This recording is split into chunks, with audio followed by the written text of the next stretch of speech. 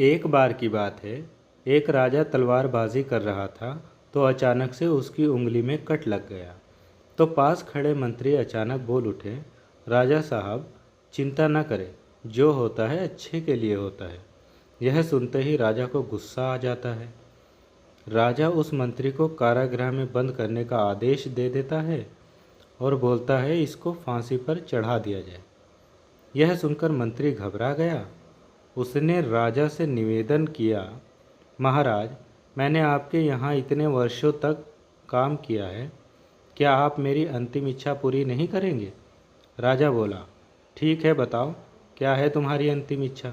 मंत्री बोला, कृपया मुझे 10 दिन का समय दीजिए, उसके बाद आप मुझे जो चाहे वो सजा दीजिए।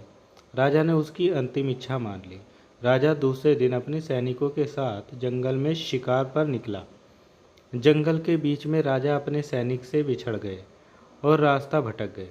रास्ता ढूंढते हुए राजा वनवासियों के बीच पहुंच गए, जो बलि देने के लिए किसी को ढूंढ रहे थे।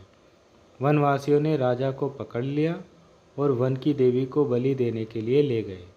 बलि देने की सारी तैयारियां पूरी हो गई। जैसे ही राजा को बलि देने के स्थान पर ले जाया गया, वहां खड़े बुजुर्ग की नज़र राजा की खंडित उंगली पर पड़ी। उसने आवाज़ लगाई कि ये तो खंडित है, इसकी बलि नहीं दी जा सकती। तो वनवासियों ने राजा को छोड़ दिया। राजा जैसे तैसे वहां से निकला और अपने राज्य पहुंचकर सबसे पहले कारागृह में अपने मंत्री से मिलने पहुंचा। राजा ने मंत्री से कहा, आपने सही कहा था, अगर मेरी उंगली नहीं कटी होती तो मैं जिंदा नहीं होता, यानी जो होता है वो अच्छे के लिए होता है।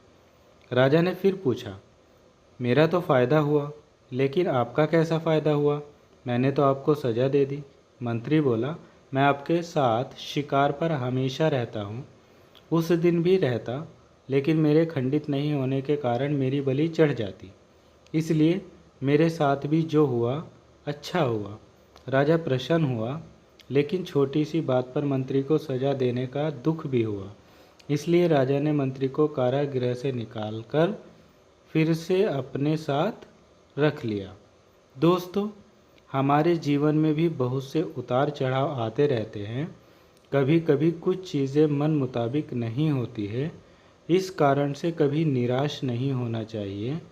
हमेशा याद रखना चाहिए कि जो होता है अच्छे के लिए होता है। भले ही कुछ अच्छा हो या ना हो, लेकिन उस परिस्थिति के प्रति सकारात्मक नज़रिया रखने से उसका प्रभाव बहुत कम हो जाता है।